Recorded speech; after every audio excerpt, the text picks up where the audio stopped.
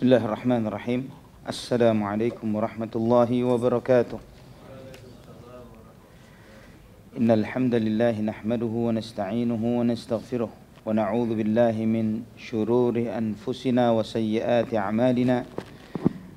Man yahdihillahu fala mudilla lahu wa man yudlil fala hadiya lahu. Asyhadu an la ilaha illallah wahdahu la syarika lah wa asyhadu anna Muhammadan abduhu wa rasuluhu la nabiyya ba'dah. Allahumma salli wa sallim wa barik ala abdika wa nabiyyika Muhammad wa ala alihi wa sahbihi wa man ihtada bihadihi ila yaumil qiyamah.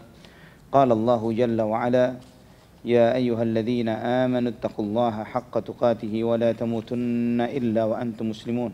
Amma ba'd. Ikhwatal iman rahimani wa rahimakumullah. Alhamdulillah, segala puji bagi Allah Subhanahu wa taala atas segala limpahan nikmat yang Allah berikan bagi kita, yang memuliakan kita dengan nikmat Islam dan iman, yang memuliakan kita menjadi umat Muhammad bin Abdullah sallallahu alaihi wasallam. Alhamdulillah, kita diberi kemudahan oleh Allah Subhanahu wa taala untuk melangkahkan kaki kita ke Baitullah ini, melaksanakan salat zuhur berjamaah. Kemudian kita melanjutkan sejenak untuk duduk di salah satu taman dari taman-taman surga, untuk mengkaji, untuk semakin mengenal dinullah, mengenal Al-Quran dan sunnah Nabi sallallahu alaihi wasallam sesuai dengan bimbingan dan ajaran para ulama-ulama kita. Melanjutkan bahasan kita dari kitab Mukhtasar Minhajul Qasidin Al-Imam Ibnu Qudamah Al-Maqdisi rahimahullah. Beliau setelah menjelaskan tentang beberapa pelajaran yang diperoleh oleh seorang penuntut ilmu dari ketika mereka mengkaji dan belajar dari ulama-ulama akhirat, maka kemudian beliau pun menjelaskan di antara sifat-sifat ulama akhirat.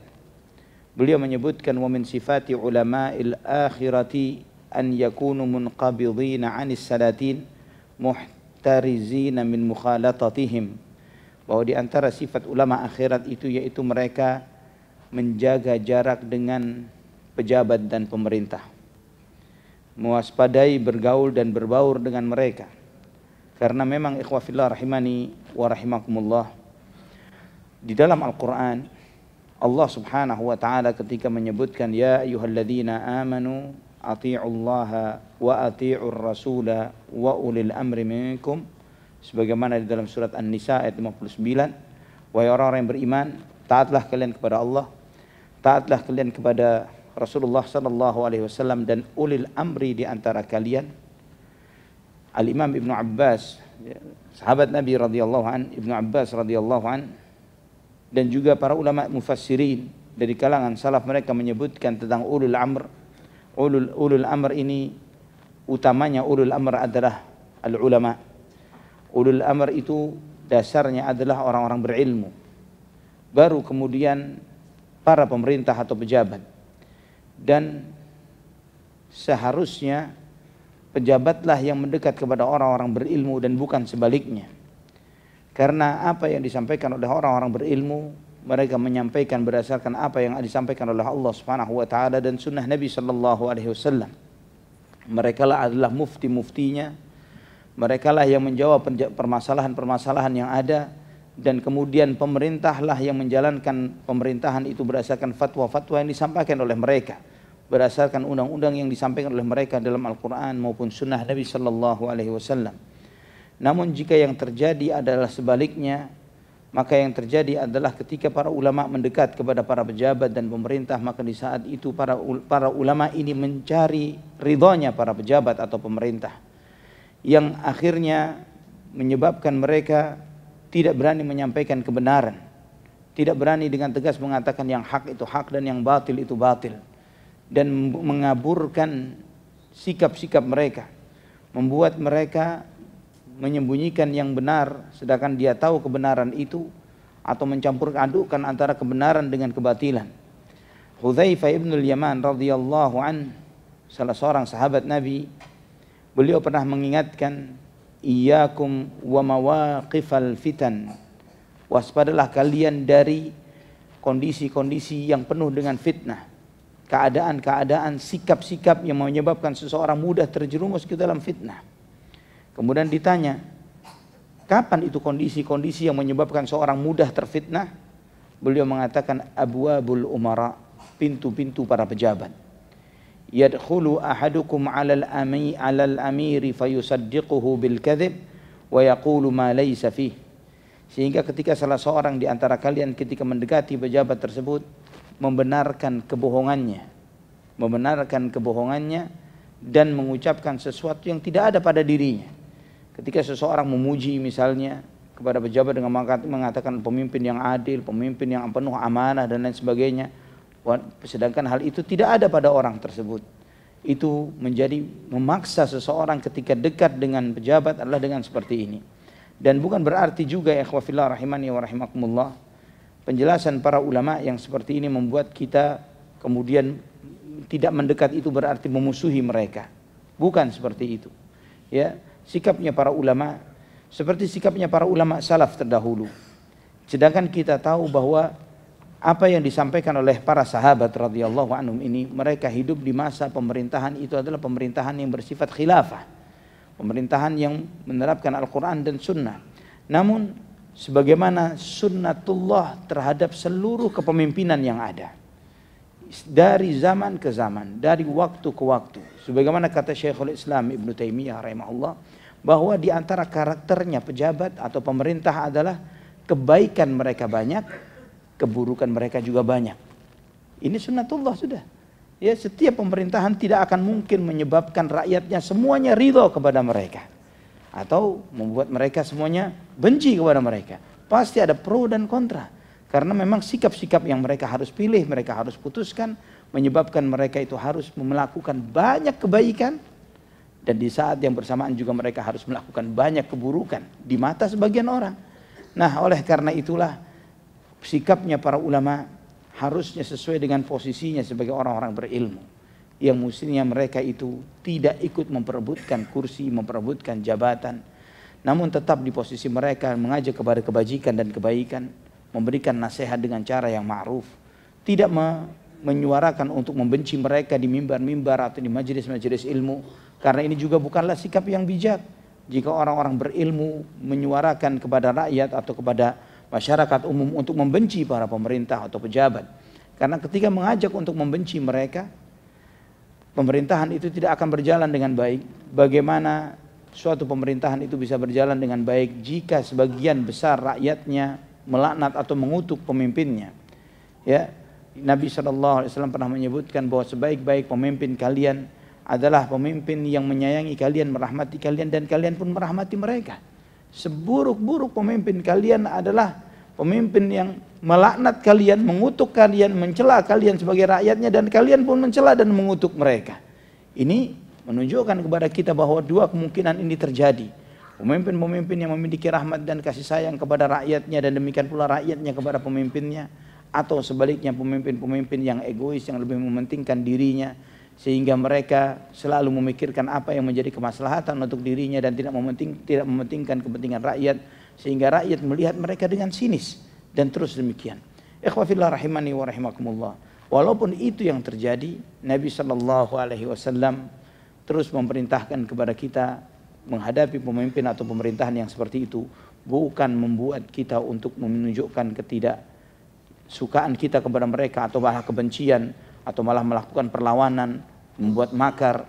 Itu semuanya adalah sesuatu yang sangat munkar, yang dibenci oleh Allah dan Rasulnya, dan bertentangan dengan akidah Ahlus Sunnah wal Jamaah.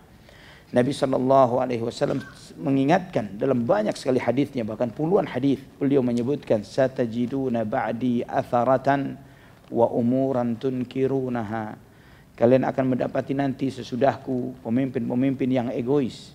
Kalian akan menghadapi zaman di mana dia lebih mereka mementingkan diri mereka sendiri ketimbang rakyatnya, dan kalian akan melihat hal-hal yang kalian mengingkarinya. Maka para sahabat bertanya, ya Rasulullah, apa yang kau perintahkan kepada kami jika kami berjumpa dengan pemerintahan atau kepemimpinan yang seperti itu?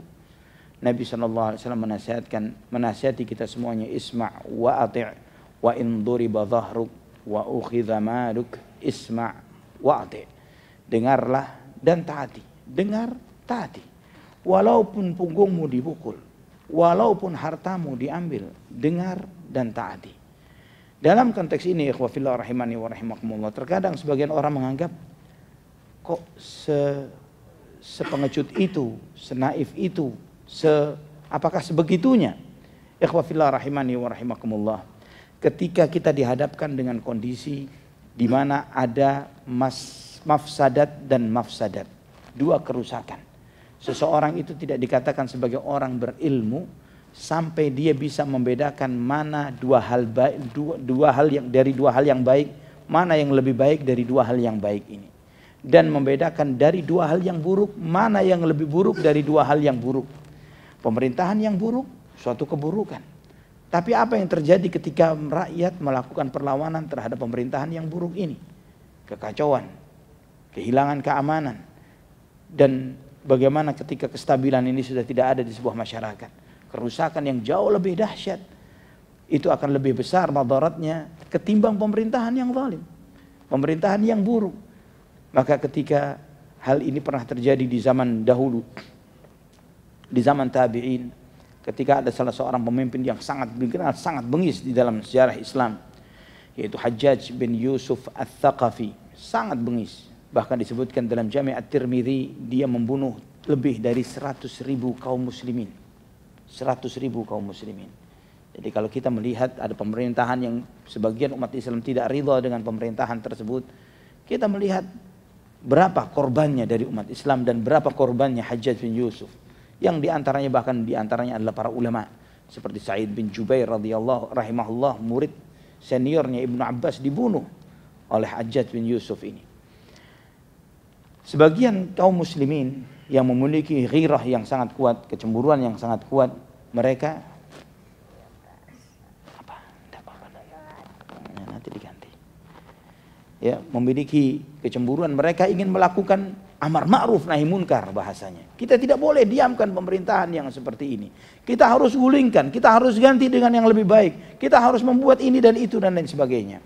Dan seperti biasa, mereka pun ketika melakukan gerakan yang seperti ini, mereka mencari dukungan-dukungan.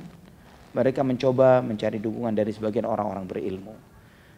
Namun kita melihat bagaimana sikapnya orang-orang berilmu di zaman itu. Di antaranya mereka datang kepada Al-Imam Al-Hasan Al-Basri. Mereka minta kepada Imam Hasan Al-Basri support dan dukungan untuk perjuangan mereka, jihad mereka ini katanya. Ya. Namun kata Imam Hasan Al-Basri, kata beliau, pemimpin yang zalim yang sedang duduk saat ini kemungkinan yang pertama kata beliau, itu adalah hukuman dari Allah karena dosa-dosa kalian. Karena dosa kalian maka Allah memilih menjadikan bagi kalian pemimpin yang zalim sebagai peringatan dan hukuman terhadap kalian. Dan jika itu adalah sebagai bentuk hukuman atau azab atau peringatan dari Allah Subhanahu wa taala terhadap kalian, apa sikap yang semestinya yang kita lakukan terhadap hukuman Allah Subhanahu wa taala? Apakah meresponnya dengan pedang atau meresponnya dengan taubat? Taubat. Harusnya bertaubat. Baik. Kalau ini adalah sebagai ujian, bukan hukuman, tapi ini ujian, kita diuji oleh Allah dengan pemimpin yang zalim seperti ini. Menghadapi ujian bagaimana harusnya? Sabar. Jika kalian bersabar sesuai dengan perintah Allah Subhanahu wa taala dan Rasulnya, maka Allah Subhanahu wa taala akan menggantikan untuk kalian pemimpin yang baik dan menyayangi kalian, dan kalian pun merahmati mereka, menyayangi mereka. Itu yang diperintahkan oleh Allah. Namun ketika sebagian kaum muslimin saat itu tidak mendapatkan dukungan orang-orang saleh, orang-orang berilmu yang seperti Imam Hasan Al-Basri, maka mereka pun meninggalkan beliau dan mencari support dari ulama-ulama lain yang lebih keras mungkin gitu ya. Mereka mengatakan, gak pas bertanya kepada Hasan Al-Basri. Memang ini ulama hitam mantan budak. Memang Hasan Al-Basri adalah seorang budak yang dibesarkan oleh ibunya atau orang tuanya budak. Mereka mengatakan gak pas tanya kepada beliau. Tanya kepada ulama lain yang mau mendukung kita. Sampai mereka pun dapat dukungan. Akhirnya pun mereka melakukan perlawanan. Mereka melakukan perlawanan, gagal. Semuanya, sebagian besarnya terbunuh atau sebagian besarnya tertangkap. Dan kemudian mereka pun akhirnya, para ulama pendukungnya mereka pun akhirnya menyesal. Ya, seperti antaranya Abu Muslim Al-Khawlani dan yang lainnya. Ini mereka posisinya ulama, cuman mendukung berdasarkan fatwa-fatwa mereka, tidak ikut turun, tidak ikut melakukan perlawanan. Sampai kemudian ulama-ulama itu ketika masih hidup setelah fitnah itu selesai, dia mengatakan alhamdulillah saya masih selamat dari kejadian fitnah peperangan antara umat Islam yang membunuh sekian korban. Namun Sebagian kaum muslimin masih ingat sikap ulama-ulama yang begitu gegabahnya mengeluarkan fatwa lawan jihad dan lain sebagainya. Mereka mengatakan, wahai imam, apa kamu lupa dengan fatwamu yang karena lisanmu tersebut tertumpahkan darah umat Islam? Apa kamu lupa dengan itu? Itu akan dihisab oleh Allah Subhanahu wa taala. Itu yang membuat akhirnya Abu Muslim Al-Khawlani rahimahullah, beliau sampai menangis. Ini ikhwah fillah rahimani wa rahimakumullah. Sedangkan para ulama pun mengatakan di dalam kitab-kitab sejarah para ulama, antara Abu Muslim Al-Khawlani dan Imam Al-Hasan Al-Basri, keilmuannya Abu Muslim Al-Khawlani jauh lebih tinggi daripada Imam Hasan Al-Basri. Namun karena beliau terjerumus ke dalam fitnah tersebut, akhirnya tenggelam dalam sejarah. Beda dengan Imam Hasan Al-Basri yang antum tidak perlu dikenalkan lebih lanjut, nama ini sudah sangat familiar bagi kita semuanya. Ikhwah fillah rahimani wa rahimakumullah. Itulah sikapnya para ulama, bahwa mereka bukan mencari muka, mencari posisi di samping atau di sisi para pejabat, tapi juga tidak pula memusuhi mereka, mengajak untuk melawan dan membenci mereka. Memiliki jarak, memiliki posisi bahwa mereka ini menyikapi mereka sebagaimana posisi yang telah Allah berikan kepada mereka, yaitu orang-orang yang berilmu, yang diberi amanah Al-Quran dan Sunnah. Jangan sampai merendahkan diri mereka dengan di pintu-pintu mereka, atau memperebutkan apa yang mereka rebutkan dan yang semisalnya. Sa'id ibn al-Musayyab rahimahullah, di antara ulama tabi'in, beliau mengatakan, "Idza ra'aitumul 'alima yaghshal umara fahdharu minhu fa innahu lis." Jika engkau perhatikan ada orang berilmu, orang alim, dia suka nempel dengan para pejabat, fahdharu minhu, hati-hati kamu dari dia. Fa innahu lis, ketahuilah dia itu adalah lis itu maling. Ya, ini perkataan Imam Sa'id ibn al-Musayyab rahimahullah. Ikhwatal iman, dan sebagian salaf sampai mengatakan, innaka la tusibu min dunyahum syai'an illa asabu min dunyaka afdala minhu. Tidak akan mungkin kamu mendapatkan jatah dari dunia mereka sedikit pun, kecuali mereka akan mengambil sebagian besar dari agamamu. Itu yang pasti. Mereka mungkin memberi kita dunia karena posisi yang diberikan kepada kita, karena fatwa-fatwa yang disampaikan oleh orang berilmu untuk dunia mereka, bukan untuk dunianya sendiri. Dia berfatwa yang batil untuk mendukung, untuk mendapatkan dunia, untuk mensupport dunianya mereka. Kata para ulama, mereka tidak akan memberikan sebagian dunianya kepadamu, kecuali mereka mengambil sebagian besar agamamu darimu. Allahumma musta'an wala haula wala quwwata illa billah. Ikhwatal iman rahimani wa rahimakumullah. Juga di antara sifatnya ulama akhirat adalah mereka tidak mudah bergegas di dalam menjawab pertanyaan, tidak gampang berfatwa. Mereka tidak berfatwa kecuali dengan sesuatu yang benar-benar jelas bahwa hal itu adalah benar, ya, sesuatu yang benar-benar tahu, mereka benar tahu ilmunya. Sehingga sebagian para ulama salaf terdahulu, mereka saling mendorong satu dengan yang lainnya, menyerahkan. Ketika ditanya tentang satu masalah, jangan tanya saya, tanya si fulan. Tanya si fulan, tanya si fulan. Sampai balik kepada orang yang pertama. Mereka tidak gampang untuk menjawab. Sebagaimana dikatakan oleh Abdurrahman ibn Abi Layla rahimahullah, beliau mengatakan, dia di antara tabi'in yang belajar dari sebagian besar para sahabat, dari Umar bin Khattab, dari Uthman bin Affan dan yang lain sebagainya. Beliau mengatakan, saya telah bertemu dengan 120 orang sahabat Nabi di masjid ini, di Masjid Nabawi. Bertemu dengan 120 orang sahabat. Ma ahadun yus'alu an hadithin aw fatwa illa wadda anna akhahu kafahu dzalik. 120 orang ini, setiap di antara mereka ditanya tentang suatu hadis atau tentang suatu fatwa, mereka selalu menunjuk kepada temannya yang lain. Tidak bergegas untuk menjawab. Kemudian apa kata Abdurrahman ibn Abi Layla? Thumma qad alal amru ila iqdami aqwamin yadda'una al-ilma al-yawm. Kemudian kondisi telah berubah. Sehingga banyak orang yang dengan gampangnya, dengan gegabahnya mengklaim dirinya berilmu. Yuqaddimuna 'alal jawabi fi masailin. Mereka bergegas menjawab permasalahan-permasalahan. Lau 'uridat li Umar ibn al-Khattab radhiyallahu ta'ala anhu la jama'a ahla badrin wastasyarahum.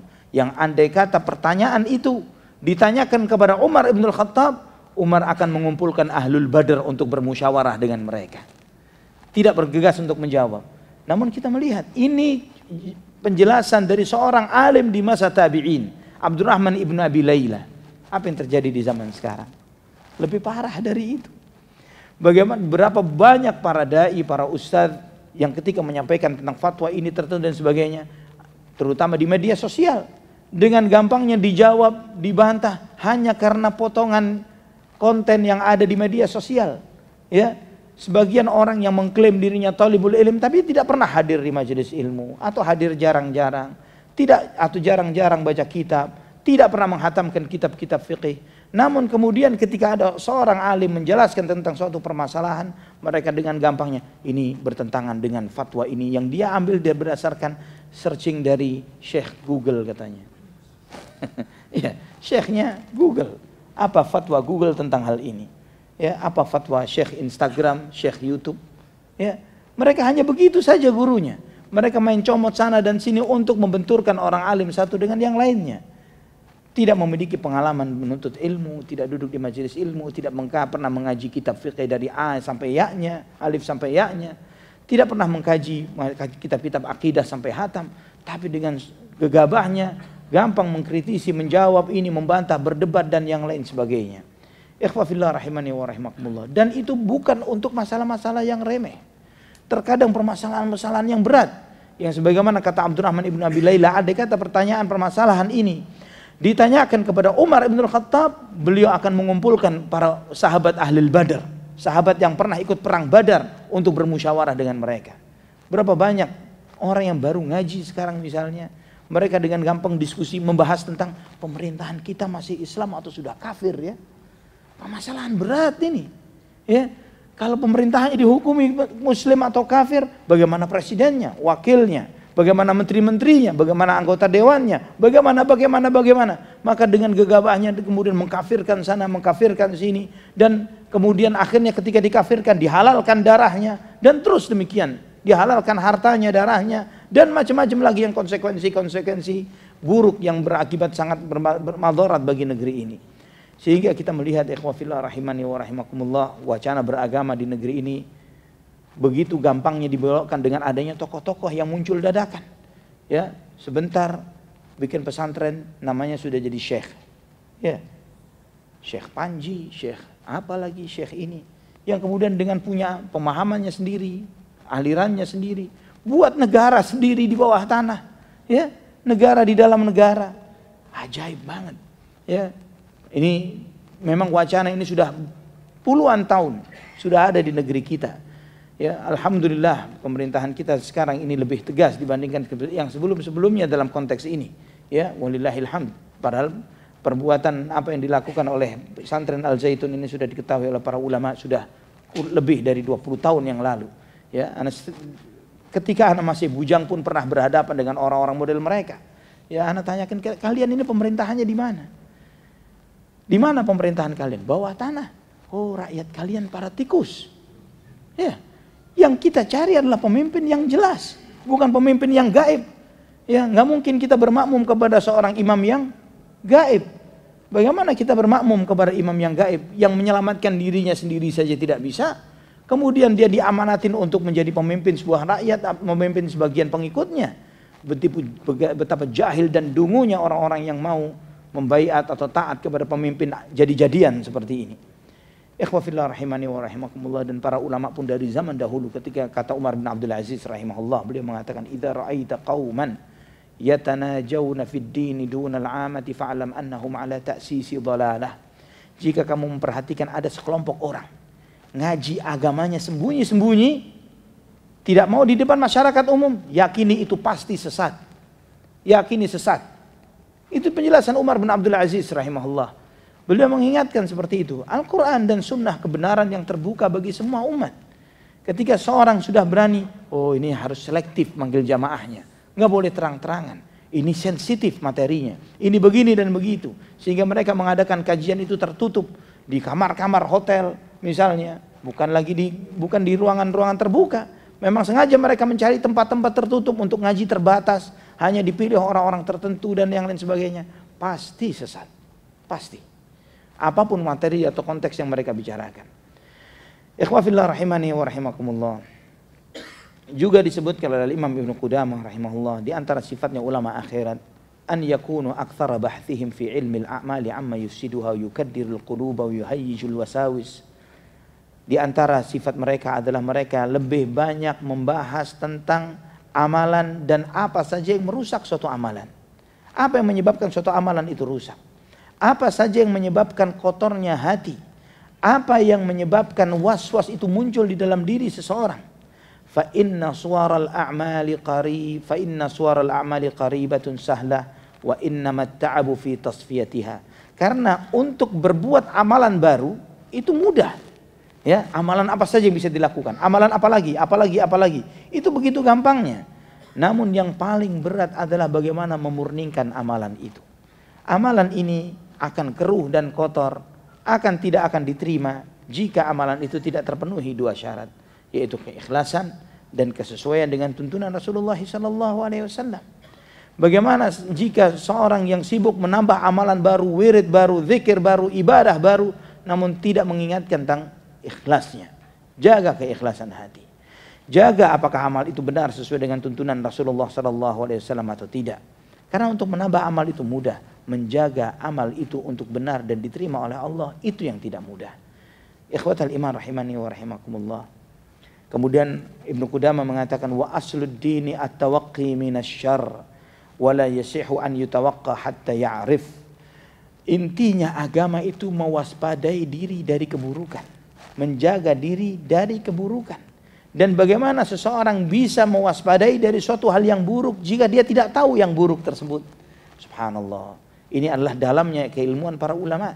Sehingga di dalam kaidah-kaidah para ulama mereka menyebutkan dar'ul mafasid muqaddamun ala jalbil masalih. Ini di antara kaidah fikih bahwa menolak suatu kemadaratan itu atau keburukan lebih dikedepankan ketimbang meraih suatu kebaikan.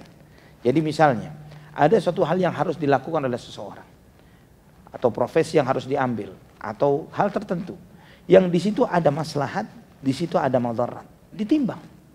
Jika maslahat dan madaratnya sama-sama dominan, maka menolak madarat itu lebih dikedepankan ketimbang mencoba meraih maslahat dari hal tersebut. Ini salah satu kaidah yang disebutkan oleh para ulama. Dan banyak hal yang dicontohkan oleh Nabi SAW di dalam hal ini. Contohnya misalnya ketika perjanjian Hudaybiyah, Nabi SAW dengan 3.000 orang sahabat yang mereka ingin melaksanakan ibadah umrah. Mereka merindukan Baitullahil Haram. Sekian lama mereka tidak boleh masuk Mekah. Maka para sahabat pun berangkat dengan 3.000 orang ini untuk berangkat ke kota Mekah untuk menunaikan ibadah umrah. Qaddarallah dihadang oleh orang-orang Quraisy, dilarang.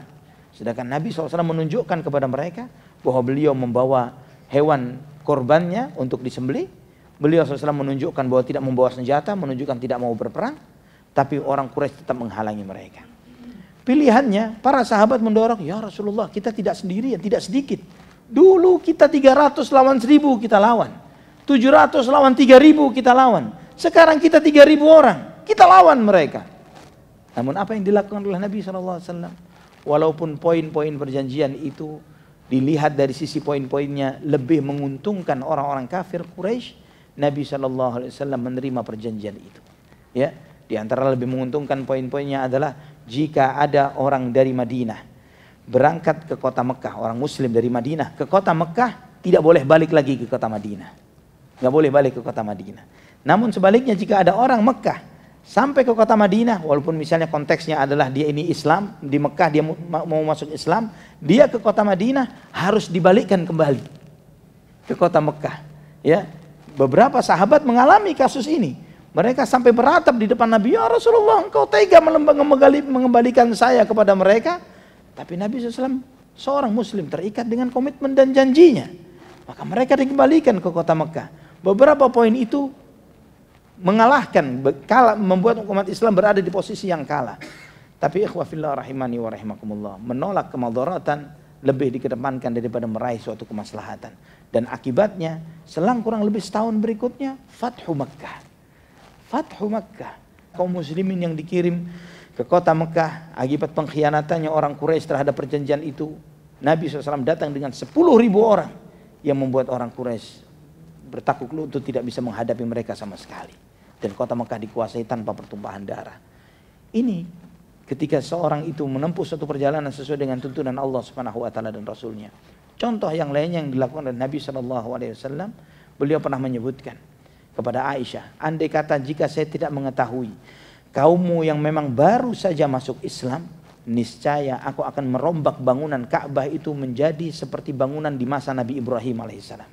Bangunan Ka'bah yang antum lihat sekarang ini bukan ukurannya, bukan seukuran yang dibangun oleh Nabi Ibrahim. Bangunan Ka'bah yang dibangun oleh Nabi Ibrahim sampai Hijr. Tahu Hijr? Tembok melingkar itu. Tembok ini adalah bagian dari Ka'bah. Itu bagian dalamnya Ka'bah. Kenapa kok terjadi seperti ini sekarang ini?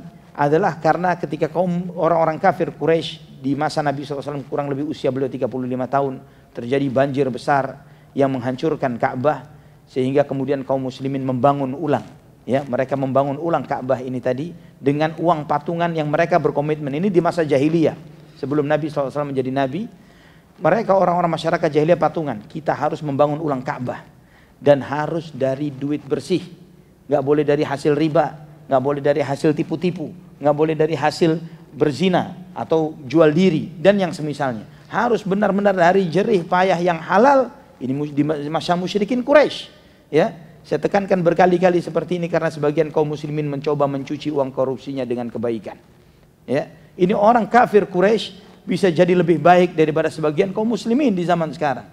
Mereka berkomitmen seperti itu karena mereka uangnya cukup cuman bangun seperti ini, maka mereka membangun dinding kecil yang disebut dengan Hijr, atau sebagian kita menyebutnya Hijr Ismail. Saya nggak tahu dari mana kata Ismail ini. Ya, Hijr itu sebagai pembatas yang menunjukkan inilah batas bangunan Ka'bah yang aslinya.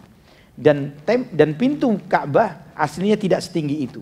Pintu Ka'bah itu rata dengan tanah. Ya.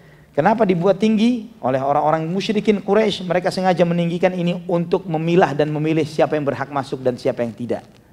Itu keputusan sebagian orang musyrikin Quraisy. Kata Nabi SAW, jika saya tidak melihat mayoritas mereka masih baru masuk Islam, masih baru saja masuk Islam dan belum lama meninggalkan masa jahiliyah, aku akan rombak bangunan Ka'bah ini seperti di zaman Nabi Ibrahim alaihissalam. Namun tidak dilakukan oleh Nabi. Tujuannya untuk apa? Untuk menjaga kemaslahatan yang lebih besar. Ya, walaupun beliau seorang khalifah, seorang pemimpin, beliau Allah seorang nabi, tapi beliau SAW melihat sisi maslahat dan mafsadat dari segala sesuatunya. Terus kenapa pemerintahan itu sampai zaman ini pun tetap menjaga seperti ini walaupun madarat itu tidak ada? Apa penyebabnya kok sampai tetap dijaga dalam kondisi seperti ini? Karena pernah bangunan Ka'bah itu dibangun ulang seperti bangunan di zaman Nabi Ibrahim, di zaman khilafah Abdullah Ibnu Zubair radhiyallahu an. Namun ketika Abdullah Ibnu Zubair terjadi peperangan dengan Bani Umayyah, beliau dikalahkan, dibongkar lagi Ka'bah, dibangun seperti sekarang. Ya, dibalikkan seperti sekarang. Maka di zaman Khalifah Umar bin Abdul Aziz, ketika beliau menjadi khalifah dan sangat adil kepemimpinan beliau, beliau bermusyawarah dengan para ulama. Apakah boleh saya merubah Ka'bah seperti zaman Nabi Ibrahim alaihissalam? Maka para ulama pun berkumpul, mereka berdiskusi, mereka mengatakan bermusyawarah. Mereka mengatakan, wahai Amirul Mukminin, wahai Khalifah, biarkan Ka'bah tetap seperti ini, supaya Ka'bah tidak menjadi komoditi dinasti tertentu. Ya, tidak menjadi komoditi politik.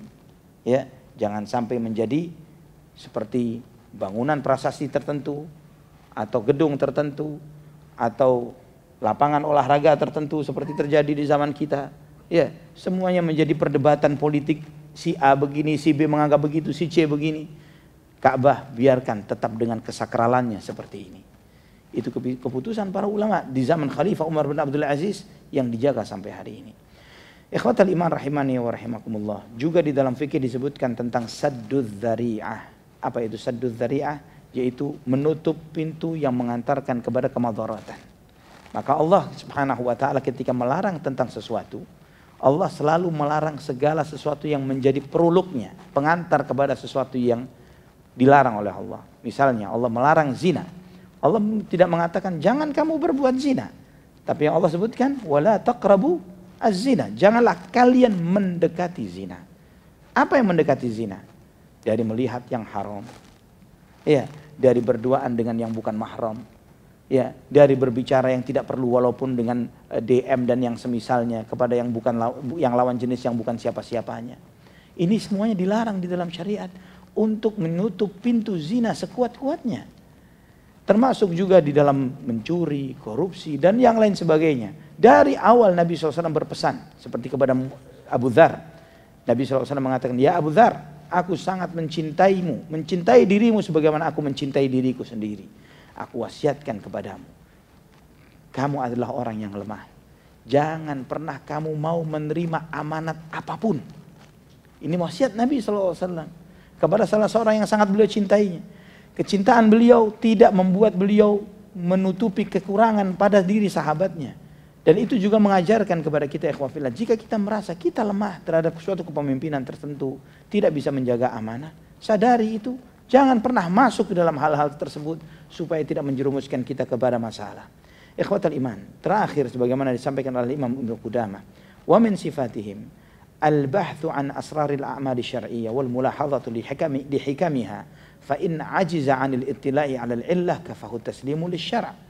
Bahwa di antara sifatnya orang-orang ulama akhirat adalah mereka mencoba mencari rahasia dan hikmah di balik syariat Allah Subhanahu wa taala. Dan mencoba memperhatikan hikmah-hikmah di balik syariat ini. Andai kata pun mereka tidak sanggup mengekspos atau mendapatkan hikmah itu, mereka penuh pasrah dan tunduk kepada syariat Allah Subhanahu wa taala. Ikhwah fillah, sebagian besar kitab Minhajul Qasidin ini membahas tentang hikmah-hikmah amalan dan ibadah. Yang nanti insya Allah pada kesempatan berikutnya beliau akan menjelaskan tentang toharah dan rahasia di balik toharah. Tentang sholat dan rahasia dan hikmah di balik sholat. Kenapa kita diperintahkan untuk taharah bersuci? Apa saja? Sebagaimana di dalam syariat disebutkan bahwa Islam itu mengajarkan at-tahuru syatrul iman. Bersuci itu separuhnya keimanan. Kenapa disebut separuh? Kita memahami bersuci itu cuma wudu, tayamum, mandi, istinja. Ternyata bersuci di dalam Islam, bersuci dari zahir kita, fisik kita, dari segala hadas dan najis, dan dari hal-hal yang berlebih dari tubuh kita. Ya, seperti menggunting kuku, bagian dari bersuci dan yang seterusnya. Kemudian juga yang kedua, membersihkan anggota tubuh dari dosa, dari maksiat. Kemudian yang ketiga, membersihkan hati dari akhlak yang buruk dan sifat-sifat yang tercela. Dan yang keempat adalah membersihkan hati dari segala sesuatu selain Allah Subhanahu wa taala. Yang itu semuanya bagian dari bersuci yang diajarkan di dalam syariat Islam. Sebagian orang berlebihan di dalam hal ini, kurang di dalam yang itu. Sebagian lagi berlebihan dalam yang lainnya dan kurang di dalam yang ini. Dan yang sebaik-baiknya adalah yang i'tidal, yang pertengahan dalam segala urusannya. Semoga insya Allah pada kesempatan berikutnya kita lebih mendalami sebagaimana apa yang dipesankan oleh Al-Imam Ibnu Qudamah rahimahullah. Dan kita semakin mengetahui kenapa kita diperintahkan untuk bersuci. Kenapa anggota-anggota tubuh itu yang dibasuh. Kenapa kita sholat memulai dengan takbir, mengakhiri dengan salam. Apa hikmah dibalik berdiri, membaca Al-Fatihah, sedekap, ruku, i'tidal, sujud, dan yang lain sebagainya. Termasuk juga ibadah puasa, sholat, haji, dan semua itu mengandung hikmah-hikmah yang luar biasa yang dijelaskan oleh para ulama. Aqulu qawli hadza, subhanakallahumma bihamdik, asyhadu an la ilaha illa anta astaghfiruka wa atubu ilaik. Wassalamualaikum warahmatullahi wabarakatuh.